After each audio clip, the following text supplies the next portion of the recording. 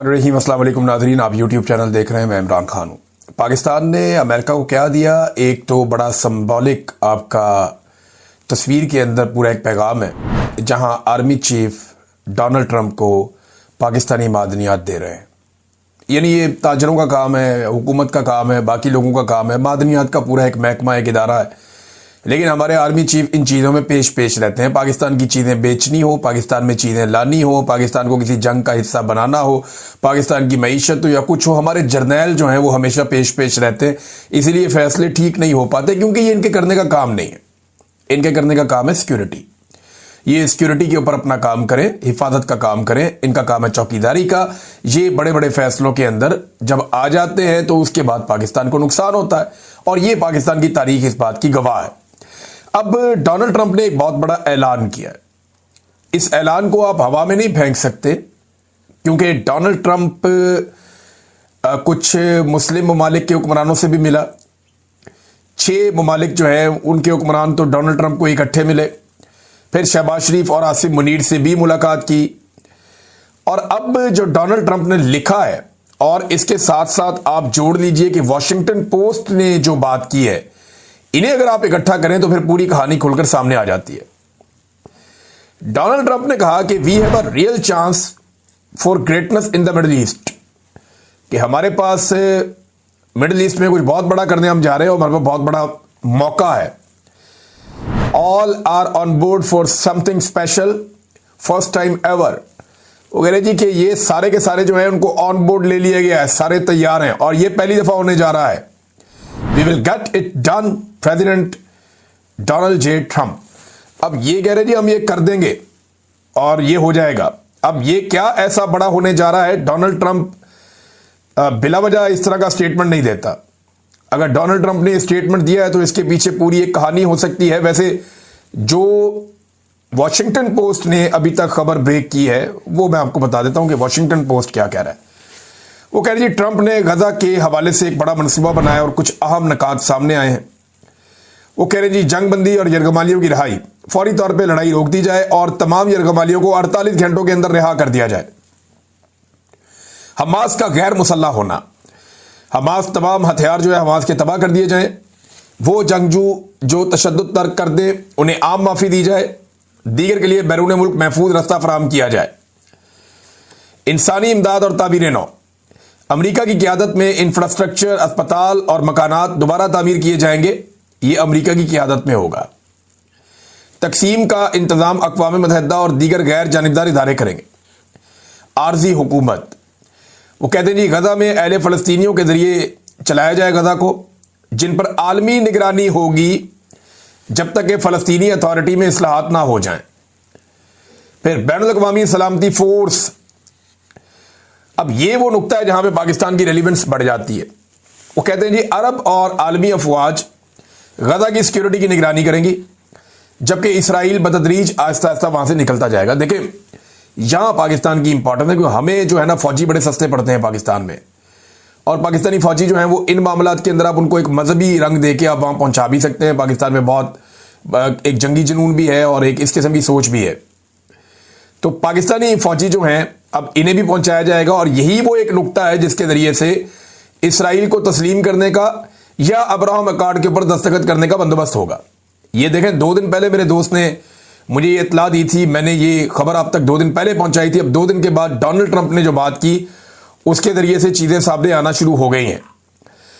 अब नाज़रीन कह रहे कैदियों का तबादला होगा। यरगमालियों की रिहाई के बाद इसराइल अपने कैदियों को रहा करेगा जो इसराइल के पास हैं। यानी पहले तो जो यरगमाली है या जिन्हें हमास ने जिन्हें पकड़ा हुआ वो पहले रिहा कर दे 48 घंटे के अंदर, और बाद में इसराइल जो है वो रिहा करेगा।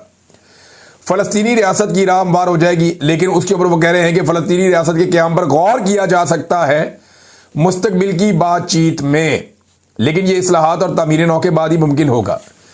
अब ट्रंप का फॉर्मूला ये है कि सबसे पहले बंदे छुड़ाओ इसराइल के, जंगबंदी करवाओ, फिर वहां पर अपने बंदे घुसाओ, फिर वहां पर तामीर नौ के नाम के ऊपर सारे लोग आ जाएं, एक वहां पे अबूरी हुकूमत बना दी जाए अपनी पसंद की, यानी जो लोग पसंद हैं उन पर मबनी एक हुकूमत बना दी जाए, और फिर एक फौज वहां पे पहुंचाई जाए जो वो सारा इंतजाम संभाले, और इसराइल निकलता जाए और वो फौज कंट्रोल कर दी जाए और उस फौज के अंदर पाकिस्तानी फौजी भी होंगे। और इसी बुनियाद के ऊपर ऐसा लगता है कि पाकिस्तान शायद अब्राहम अकॉर्ड के ऊपर दस्तखत कर देगा। और पाकिस्तान के अंदर मौलवी पता है क्या कह रहे होंगे? मौलवी कह रहे होंगे इससे बड़ी सआदत क्या हो सकती है।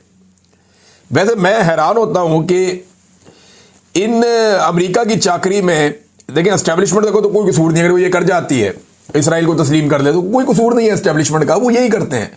पाकिस्तान की एस्टेब्लिशमेंट ने हमेशा अमेरिका की चाकरी की है, उनको कभी ना नहीं बोला, ये उनका बड़ा अच्छा रिकॉर्ड है। तो एस्टेब्लिशमेंट से तो कोई गिला शिकवा है ही नहीं। ये तो उन बेशरम मौलवियों की बात है जो मजहब को बेचते हैं, या मजहब बेचने वाली मजहबी सियासी जमातें जो है उनका मुहासबा आवाम को करना चाहिए कि तुमने सारी जिंदगी में क्या चूरन दिखाया, उन्हें आईना दिखाया आवाम कि जनाब आपने हमेशा मजहब बेचा, देखो बेशर्मो तुम, यानी जो सौदा तुम कौम को हमेशा बेचते रहे हो वो सरेआम पड़ा हुआ बाजार में, अब देखो क्या हो रहा है। और इस वक्त जब तुम्हारे खड़े होने का वक्त है तो तुम सजदे में गिरे पड़े हो। यानी इमरान खान साहब के ऊपर सारी जिंदगी इन मजहबी सियासी जमातों में और इन बेशरम मुल्लाओं ने यह इल्जाम लगाया कि वो आदमी जो है वो ये कर देगा वो कर देगा। अब वो सारा कुछ होता हुआ दिखाई दे रहा है, इनकी जबान नहीं खुल रही। मैं तरीके लब्बैक की बात करूं, तरीके लब्बैक वाले किधर है? इमरान खान के खिलाफ तो फतवे लेके डंडे लेके सड़कों पे आ जाते थे, तलवारें लेके बंदे आ जाते थे, लेकिन आज कोई भी नहीं आ रहा। बिल्कुल ठंड प्रोग्राम है। ये जो अभी एक खातून है जो इसराइल की बहुत हमायत करती रही है, बड़ी प्रो इसराइल है, और ये उनकी राय है। देखें, अगर कोई इसराइल की हमायत करता है तो ये उसकी राय है, मुझे उसकी राय का भी एहतराम है, क्योंकि मैं एक जमहूरी आदमी हूं। मैं ये कहता हूं सबको अपनी अपनी बात करने का हक होना चाहिए। जो बंदा जो बात करना चाहता है वो करे बात। हां, लेकिन कुछ चीजें ऐसी हैं जहां पे आपका लॉक लग जाता है, जैसे कि खुदा न खास्ता तौहीन नहीं करनी चाहिए किसी मजहब की, किसी की दिलादारी नहीं करनी चाहिए, हाँ ये चीजें नहीं करनी चाहिए। लेकिन ये खातून क्योंकि ये कहती हैं कि इनको बहुत ये प्रो इसराइली हैं, या इन्हें लगता है कि पाकिस्तान को इसराइल को तस्लीम करना चाहिए और नेतन्याहू की फैन है, तो मुझे तो कोई प्रॉब्लम नहीं। लेकिन ये मौलवी जो इमरान खान साहब के नेड़े से कोई बंदा गुजर जाता था तो खप डाल देते थे, आज आप देखें मुंह में दही जमा के बैठे हुए, बात ही नहीं करते, बोलते ही नहीं है। फजल रहमान साहब किधर गए? जमात इस्लामी किधर गई? मदद का चूरन बेचने वाले सारे लोग कहां गए? कहीं भी नहीं गए। अब इसराइल पसंद खातून के ऊपर इन्होंने एक जुमला नहीं बोला। फील्ड मार्शल साहब जो है वो मादनियात अमेरिका को दे रहे हैं, इसके ऊपर उन्होंने कोई बात नहीं की। अब्राहम अकॉर्ड के ऊपर बातें हो रही हैं, इन्होंने टके का कोई स्टेटमेंट नहीं दिया। पिछले दिनों वफाकी वुज़रा बैठ बैठ के टीवी पे कह रहे थे। मैं ये नहीं कह रहा ये गलत है या सही है, मैं ये कह रहा हूं कि ये मौलवी हमेशा से गलत थे। इन्होंने हमेशा कौम को चूरन कोई और बेचा और बाद में गेम कोई और डाली। और ये मुल्ला मिलिट्री अलायंस है, हमेशा से ये इकट्ठे मिले हुए हमेशा से। अब ये कहेंगे जनाब ये तो हमारे लिए बहुत बड़ी सादत है कि हमने जनाब ये एक दस्तखत कर दिया और इसके बदले में अब हमारी फौज वहां पहुंच गई है जहां इस फौज को पहुंचना था। तो ये तरीका तो नहीं बताया था आपने, तो बताया था कि जनाब काले झंडे होंगे और वो ऐसे करके जाएंगे और तैयारे पहुंचेंगे। और 12 मिनट के अंदर भी थोड़े दिन पहले एक मौलवी बैठा हुआ कह रहा था, मौलवी मिलिट्री था, टीवी पे बैठा हुआ कह रहा था 12 मिनट में इसराइल को तबाह बर्बाद करके खत्म कर देंगे हम। इस किस्म की कहानियां जो है वो पाकिस्तानी टीवी चैनल के ऊपर इन्होंने सुनाई हैं। तो मुल्ला मिलिट्री अलायंस ने जितना नुकसान पाकिस्तान को पहुंचाया उतना किसी ने नहीं पहुंचाया। अब जहां से ये मादनियात निकलती हैं, जहां से मादनियात इकट्ठी की जाती हैं, वहां पे 4 जवान बच्चे शहीद हो गए एक मरतबा फिर। अब एक तरफ गंडापुर कहते हैं कि ऑपरेशन कोई नहीं करने दूंगा मैं, ऑपरेशन हो नहीं सकता, ऑपरेशन होना नहीं। तो ये क्या हो रहा है? रोजाना की बुनियाद पे लाशें गिर रही हैं, लोग एहतजाज कर रहे हैं। उनका नमाज जनाजा देखिए कितने ज्यादा लोगों ने आकर पढ़ा है। इस तरह के वाकयात को रोकना चाहिए। यहां के लोग अमन के हकदार हैं, अमन दिया जाए और ये मादनियात निकलनी चाहिए। ऐसा नहीं है कि मादनियात यही पड़ी रहे, लेकिन मकामी लोगों को अगर फायदा ना हो तो मादनियात निकालनी क्यों है फिर? देखें ना, आपने बलूचिस्तान से गैस निकाली, निकाल के आपने बलूचिस्तान के गैस के जखायर खत्म कर दिए। बलूचिस्तान को क्या मिला उसके बदले में? आपने बलूचिस्तान से कॉपर निकाला, सोना निकाला, वो मादनियात निकाल के आपने ट्रकों के ट्रक कंटेनर्स रोजाना की बुनियाद पे भर के आपने भेजे पाकिस्तान से बाहर। बलूचिस्तान के लोगों को क्या मिला? कुछ नहीं। आपने बलूचिस्तान में कोयला निकाला, आपने इतना कोयला निकाला और इतना कोयला पूरे पाकिस्तान के अंदर पता नहीं कहां आपने भेज दिया। रॉ मटेरियल निकाला आपने बेशुमार बलूचिस्तान से। दुनिया कहां से कहां पहुंच गई, बलूचिस्तान को क्या मिला? कुछ भी नहीं। मैं ये नहीं कह रहा कि ये चीजें निकालनी नहीं चाहिए, ये अल्लाह ताला का तोहफा है, ये निकालना चाहिए। अमेरिका निकाले, आगे सऊदी अरब निकाले, बरतानिया निकाले, दुनिया के सारे मुल्क, बड़ी बड़ी कंपनियां आए आके ये काम करें। लेकिन मेरा कहना यह है कि जब भी एस्टेब्लिशमेंट डील करती है, इस तरह के किसी सौदे को वो एस्टेब्लिशमेंट डील करती है, तो मकामी लोगों को कुछ नहीं मिलता। जब भी कभी एस्टेब्लिशमेंट या मिलिट्री एस्टेब्लिशमेंट डील मारती है मादनियात की, तो उसमें एस्टेब्लिशमेंट को तो कुछ मिलता होगा, मकामी लोगों को कुछ नहीं मिलता। मेरी गुजारिश यह है कि ये काम जरूर करें। ये बहुत अच्छा, फवाद चौधरी ने इसकी तारीफ भी की है कि बड़ी अच्छी बात है, लेकिन ये आर्मी चीफ के करने का काम नहीं, जिनका काम है वो करें। दूसरी बात यह है कि जनाब, ये मादनियात तभी काम आएगी जब मकामी लोगों को रोजगार मिलेगा, जब मकामी लोगों को तालीम मिलेगी, जब मकामी लोगों को अच्छा इलाज मिलेगा, जब मकामी लोगों का मेयार जिंदगी बुलंद होगा, जब वहां सड़कें बनेंगी, पार्क बनेंगे, अस्पताल बनेंगे, कम्युनिटी सेंटर बनेंगे और उनको आला तालीम भी मिलेगी, उनके लिए बहुत सारे मौके होंगे, फिर तो फायदा है, फिर तो बहुत फायदा है। लेकिन जब मकामी लोगों को आपने कुछ नहीं देना, उनको लाशें ही देनी हर थोड़े अरसे बाद, जैसे 4 बच्चे शहीद हो गए, तो इसका कोई फायदा नहीं होगा, उल्टा इसका नुकसान होगा। शहबाज शरीफ साहब नादरीन, बजाय इसकी कि पाकिस्तान का एक इमेज बिल्डिंग करते यूनाइटेड नेशन में, वो वहां जाकर दुनिया को एक नया डरावा दे रहे हैं। यानी पाकिस्तान से दुनिया को डरा रहे हैं कि अगर हम इन दहशतगर्दों को ना रोके जो पाकिस्तान में है, तो ये लंदन और न्यूयॉर्क में दंदनाते फिरेंगे। अंदाजा करें आपका वज़ीर आज़म क्या हरकतें कर रहा है। यही काम किया था परवेज मुशर्रफ ने। परवेज मुशर्रफ ने पूरी दुनिया को कहा था कि हम तुम्हारे लिए पाकिस्तान में जंग लड़ रहे हैं, और फिर पाकिस्तान में इतनी जंग लड़ी कि 90,000 लाशें पाकिस्तान में पड़ी हुई हैं। पाकिस्तानियों के कांधे थक गए लाशें उठा उठा के, और अभी तक लाशें गिरने का सिलसिला जारी है। रोजाना फौजी शहीद हो जाते हैं, पुलिस वाले शहीद हो जाते हैं, आम शहरी शहीद हो जाते हैं। यही चूरन परवेज मुशर्रफ ने बेचा था सिर्फ पैसा इकट्ठा करने के लिए। पैसा तो आ गया था, लेकिन लाशें गिरने का सिलसिला नहीं रुक रहा। दुनिया को डराओ कि जनाब बहुत दहशतगर्द हैं, अगर हमने इनसे ना लड़ाई की तो ये आपके मुल्कों में पहुंच जाएंगे, ये करके। अब जब आप दुनिया को ये कहेंगे कि पाकिस्तान में ऐसे दहशतगर्द हैं जो बरतानिया में और अमेरिका में आ सकते हैं, तो वो क्या पाकिस्तानियों को वीजे देंगे इसके बाद? वो तो कहेंगे पता नहीं, इनका अपना वज़ीर आज़म कहता है कि दहशतगर्द आ सकते हैं।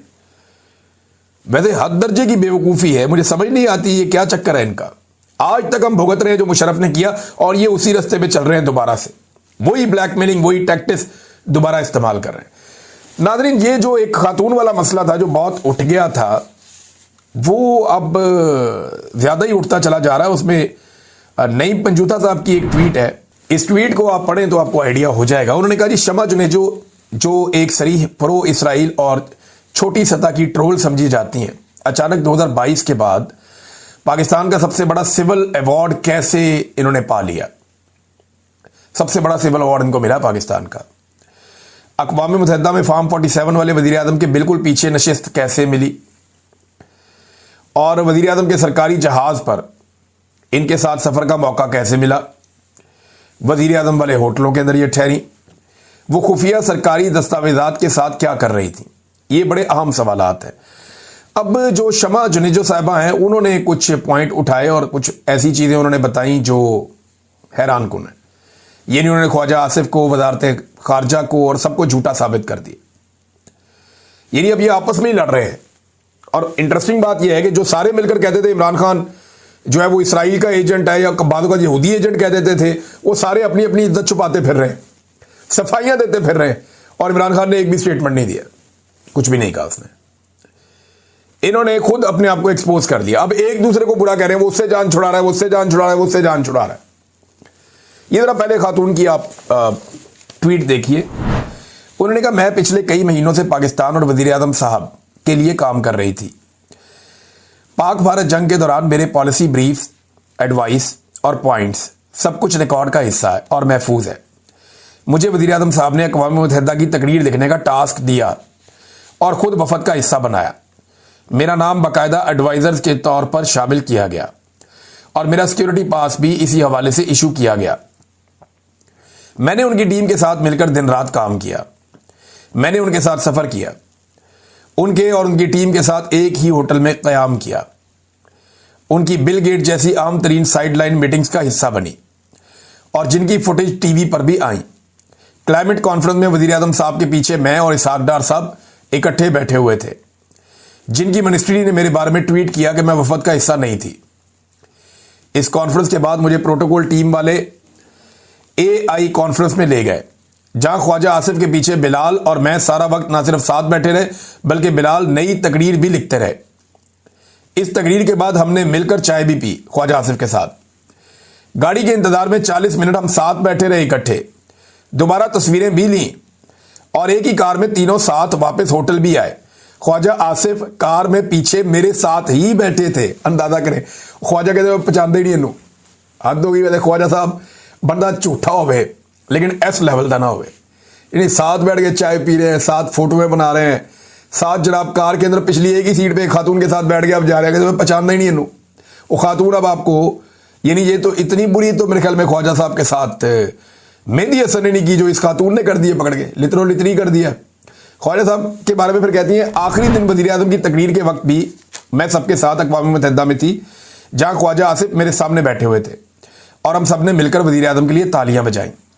वज़ीर आज़म की तारीखी तकरीर सिर्फ मेरी लिखी हुई नहीं थी, हम सबके टीम वर्क का हिस्सा थी और हम सबकी मेहनत शामिल थी। मेरी वापसी की फ़्लाइट भी पहले ही तयशुदा थी और मुझे मिशन प्रोटोकॉल वाले खुद एयरपोर्ट तक ड्रॉप करने आए थे। अब ख्वाजा साहब ऐसे बयान क्यों दे रहे हैं और किस एजेंडे के तहत अपनी हुकूमत के एक तारीखी दौरे को बदनाम कर रहे हैं, वो वज़ीर आज़म साहब को उनसे पूछना चाहिए, क्योंकि उनकी अथॉरिटी चैलेंज हुई है, मेरी नहीं। अब बात यह है कि ये हमारी बहन है शमा जुनेजो साहबा। आप ये समझिए कि प्रॉब्लम क्या है। आपका थोड़ा सा जो स्टांस है वो प्रो इसराइल है। ये जो ख्वाजा आसिफ जैसे लोग या शहबाज शरीफ जैसे लोग या ये जो इसहाक डार जैसे लोग हैं, ये पाकिस्तान में जाके ना मजहब का चूरन बेचते हैं। ये वहां जाकर बन जाते हैं इंतहाई मजहबी कट्टर और ये वहां जाके कहते हैं कि हम तो फलस्तीन के लिए जान कुर्बान करना चाहते हैं, गर्दनें कटाने के लिए तैयार हैं और इसराइल को वहां ये बुरा भला कहते हैं। लेकिन जैसे ये बाहर आते हैं या आप लोगों से मिलते हैं तो शायद इनकी सोच बदल जाती है। तो बाहर जो बदली हुई सोच है उससे आपने कुछ और नतीजा अखज़ कर लिया। ये ना दोगला इनका रवैया होता है। इनको हाइब्रिड सिस्टम भी बड़ा पसंद है ना, दोगला सिस्टम। तो ये दोगले हैं एक्चुअली। ये पाकिस्तान में कुछ और होते हैं, बाहर आकर कुछ और होते हैं। पाकिस्तान में जाके ये कट्टर मजहबी बन जाते हैं, बाहर आके ये लिबरल बन जाते हैं। तो कसूर आपका नहीं है, ये इनकी जबिल्लत है, ये करते ही ऐसे हैं और यही इनकी सियासत का खासा है। अब मामला ये है कि ख्वाजा साहब फिर झूठ बोलेंगे कोई ना कोई, तो हम एक और चीज दिखाते हैं आपको। ये देखिए, ये नादरीन आप तस्वीर देखें, ये स्क्रीनशॉट्स हैं। ख्वाजा आसिफ साहब ने इस खातून के बहुत सारे ट्वीट ना सिर्फ रीट्वीट किए, जिन्हें ख्वाजा साहब कहते हैं पहचानता ही नहीं इसको, कि अब तो मैं इसको पहचानता ही नहीं हूं। वो मुझे याद है कि राजा रियाज ने कहा था अब तो पहचानते ही नहीं है। तो इस तरह ख्वाजा साहब भी नहीं पहचानते। ख्वाजा साहब जनाब, इस खातून के यहाँ पे मेरे पास कोई आधा दर्जन ट्वीट्स हैं जिनको ख्वाजा साहब रीट्वीट कर रहे हैं और साथ ऊपर कमेंटिंग भी कर रहे हैं। और एक जगह पे ये खातून बता रही हैं कि वो बीमार हैं और उनका इलाज चल रहा है, अल्लाह ताला उन्हें सेहत अता फरमाए। इसमें ख्वाजा साहब कहते हैं कि यू विल बीट इट इंशाल्लाह, कि यानी आप इंशाल्लाह ठीक हो जाएंगी। ख्वाजा साहब ने इनको दुआ भी दी है। फिर एक और उन्होंने कोई दुआ की तो उसमें भी ख्वाजा साहब ने कहा अल्लाह ताला मगफिरत फरमाए। फिर बाकी इमरान खान साहब साहब की पार्टी की बुराइयों में ये दोनों मिलकर करते रहे हैं। इनके बड़े अच्छे ताल्लुकात हैं, इकट्ठे बह के चाय भी पीती है। लेकिन ख्वाजा साहब जो है वो दौड़ जाते हैं। जैसे आजकल ख्वाजा साहब जनरल बाजवा को नहीं पहचानते, हालांकि जनरल बाजवा और उनके ससुर के एहसानात के नीचे ख्वाजा आसिफ जैसे लोग दबे हुए हैं। जनरल बाजवा ने इनको इलेक्शन जितवाया था, अभी तो जनरल आसिफ मुनीर साहब ने जितवाया, जनरल बाजवा ने इनको बाकायदा इलेक्शन जितवाया था। नाज़रीन, आ जाए अब कुछ और इंपॉर्टेंट खबरें हैं। तो पाकिस्तान और भारत का मैच चल रहा है, दुआओं पे ही है पाकिस्तान। अब अल्लाह करे पाकिस्तान मैच जीत जाए। 2-4 लोग ऐसे हैं जो मैच जिता सकते हैं सिंगल हैंडेड। फ़खर जमान या साइम अयूब जो है ये पाकिस्तान को बैटिंग के अंदर ये क्लिक करते हैं तो पाकिस्तान का चांस बन सकता है। और बॉलिंग में शाहीन को अपना रोल प्ले करना पड़ेगा। उसका रीज़न ये है कि आपको अभिषेक शर्मा को जल्दी आउट करना होगा। अभिषेक शर्मा को आप जल्दी आउट करें और सूर्या